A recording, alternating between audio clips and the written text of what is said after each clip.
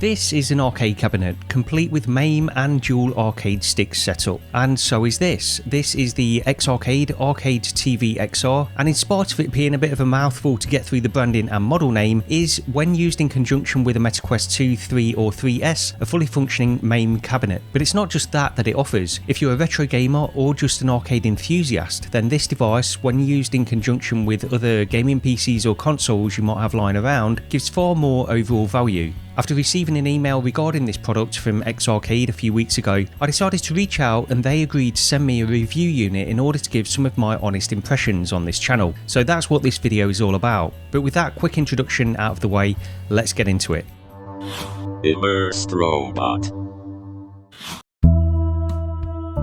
During the COVID lockdown back in 2020, I decided to build myself an emulation arcade cabinet, a MAME cabinet, using an old PC I had lying around and then purchasing some MDF sheets to fashion into the style of machine I wanted. The reason for this was really just because it was always something I wanted to do, but never actually found time to do it. But when it came to the controls for the machine, rather than picking up all the sticks and buttons separately and fitting them into a control unit, I decided to keep things simple and pick up an X-Arcade stick, fitting that in and forming a shell around it. I bought the stick used from eBay, so it was already a few years old when I purchased it, and it's been in there ever since, doing its job and never causing any issues whatsoever. So when I saw that X-Arcade were making a device focused around VR, or more accurately XR use cases, I was immediately interested. The Arcade2TV-XR, once assembled, is basically a slightly altered version of the older X-Arcade tank stick, fitted to a steel frame with adjustable height control. It has 2-player controls with sticks and 8 face buttons, along with a player 1 and 2 select button with pinball or coin insert controls on the side. There is also a trackball for compatible titles in the centre. At the top there is an illuminated touch panel for mode switches, turbo settings, RGB light control, and an adjustment to switch driver modes between the X input and more legacy direct input modes, as well as an option for keyboard and mouse mode. It has a USB-C connection on the rear of the unit to provide power, and a USB-B connection to allow it to be connected to a PC. Out of the box, the X-Arcade to TV is compatible with PCs, Macs, Raspberry Pis, Steam Decks, and of course the MetaQuest 2 and 3. To connect it to PlayStation consoles, Xboxes, Switch, Wii, Dreamcast, GameCube, etc. will require additional adapters, which are all readily available for an additional cost. There are a number of small compartments on the underside of the control unit which can be used for storing the additional joystick knobs, which come included. Also included in the box are additional restrictor gates for the sticks to swap from the standard 8-way controls to 4-way or circular and octagonal. When using the Arcade TV with a VR headset, there are also a couple of magnetic hooks on the front of the control unit for hanging the headset or controllers as required.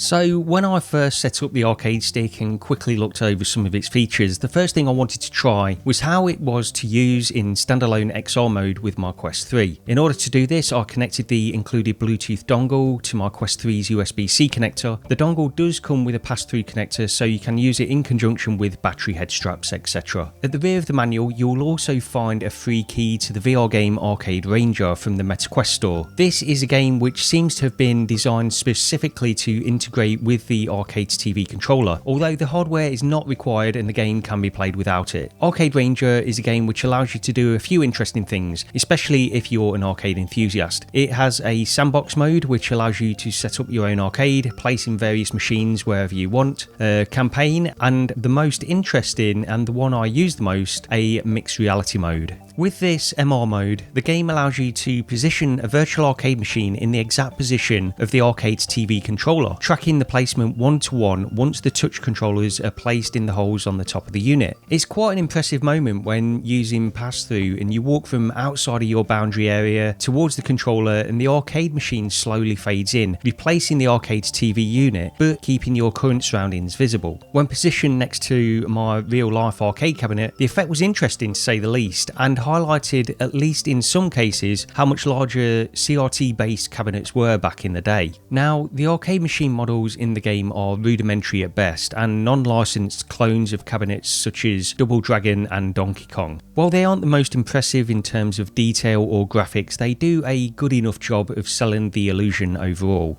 Now, of course I won't go into this in too much detail, but the next part is adding ROMs onto your headset. Once you've sourced some, you can copy them into the correct directory on your headset so that they can be accessed by Arcade Ranger. And with that, you're pretty much sorted in using the Arcade TV in standalone mode. There are limited options, but everything I tried seemed to be mapped relatively well to the controls available. I wasn't able to get Marble Madness to work with the trackball, unfortunately, but I'm sure if I dig a little bit deeper, there might be a way around this. Emulation quality wise, things seemed fine. There are limited resources available on the Quest 3 to run more demanding games of course, but arcade games from the 80s or early 90s shouldn't be any problem at all. Overall, I felt like using a standalone Quest 3 with the Arcade TV gave me an experience which I pretty much expected. The environmental aesthetics were limited in the game, like many standalone games, but when engrossed in my favourite arcade games from the 80s, it didn't matter too much. Having the arcade stick mapped one-to-one to the position of the virtual arcade cabinet was something that worked exceptionally well though, and sold the illusion in pass-through. It's very impressive to use the device for that in itself, but there was something else non-standalone that I was much more excited to try. Now, I'll put all relevant details to Arcade Time Capsule in the description to this video, but for those unaware, it's a free to download, work in progress passion project by a solo developer called Half Deck. It's PCVR only, but presents a multi-floor arcade with many older arcade cabinets modelled with painstaking detail. You navigate the arcade using motion controls, walking between machines, but when you start to play a game, you need to transition to either a standard gamepad or, as the developer recommends, a dedicated arcade stick. That is, of course, where the Arcade TV comes in. Now, I want to make it clear that with this, you don't really get the benefits of the one-to-one tracking as you do in standalone mode, or the mixed reality features the Arcade Ranger offers. But Arcade Time Capsule really focuses on giving you the best immersion of actually feeling like you're in an old arcade. The attract screens with music and sound effects blasting in the background as you move around the rooms is incredibly immersive, as well as the fact that many of the machines have been lovingly crafted based on the original designs. Arcade Time Capsule probably doesn't work any better with the Arcade TV than it does with any other high-end arcade stick positioned at the correct height, since some of its unique selling points aren't being fully utilised. But I wanted to mention it as it's something that is really well suited to that use case. It'll almost definitely be my preferred method to play that title in the future.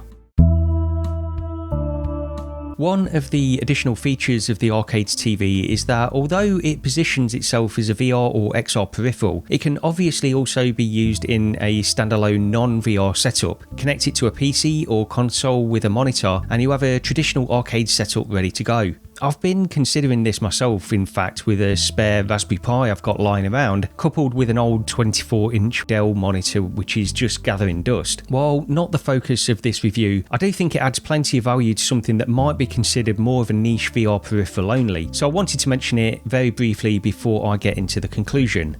Speaking of which,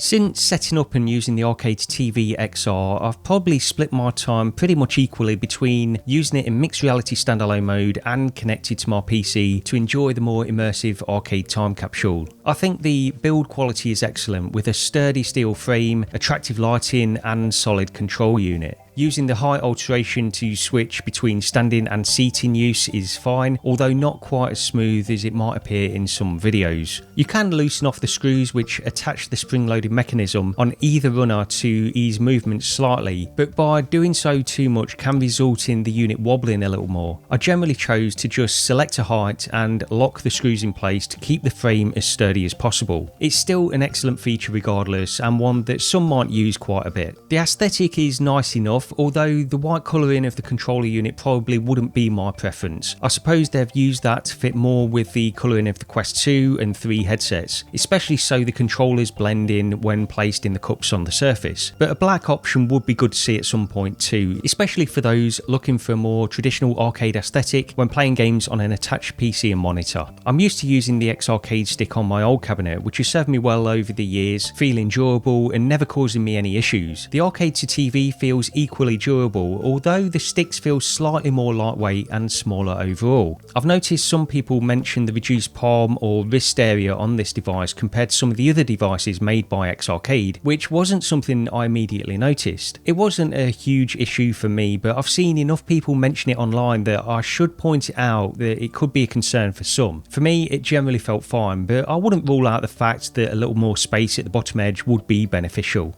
The Arcade2TV-XR is currently available for $499 and just over £400 over here in the UK on the official website. And this is probably the point where you will either be interested to investigate further or dismiss it as overpriced, which is completely fair. But something I'll mention is that generally in the history of this channel, I've noticed that I've barely ever recommended any device I've reviewed for the standard recommended retail price. I generally err on the side that some of these VR peripherals or headsets are probably more expensive than they should be for the features they offer. Not that they aren't necessarily worth the cost, but more the fact that I personally wouldn't pay the price being asked. But in this case, I think the price for the Arcade2TV-XR is just about correct from my point of view. For those interested in playing standalone mixed reality arcade games, PCVR, arcade-specific titles such as Arcade Time Capsule, and also for those who have the inclination to connect a monitor and Raspberry Pi to the controller for a standard arcade setup, then I think it offers excellent value overall. When I think back to 2020 and building my MAME cabinet, I didn't really have any idea how much it'd cost. Even when basing it off an old PC I already had lying around, I still had to pay for the materials, the MDF, hardware, paint, speakers, connectors. I had to incorporate an illuminated marquee and pay another £70 for a used X-Arcade stick for the control system. By the time all of this was added up, as well as the time to complete the project in the first place, I'd have seriously just considered picking up an Arcade2TV-XR had one existed at that time. I'm a VR enthusiast, so would have already had the required VR headset anyway, along with an old PC and monitor should I want to use it for a non-VR setup, which I definitely would have. It would have saved me a lot of time, money and effort. Although granted, I wouldn't have had the satisfaction of completing the project myself. Regardless, I think that's really the point of view I'm coming from when recommending this device. For people who think they'd love their own arcade cabinet without the fuss or space requirements, and for those who already have a Quest 3, and for those who have a VR ready PC, and for those who are retro gaming or arcade enthusiasts,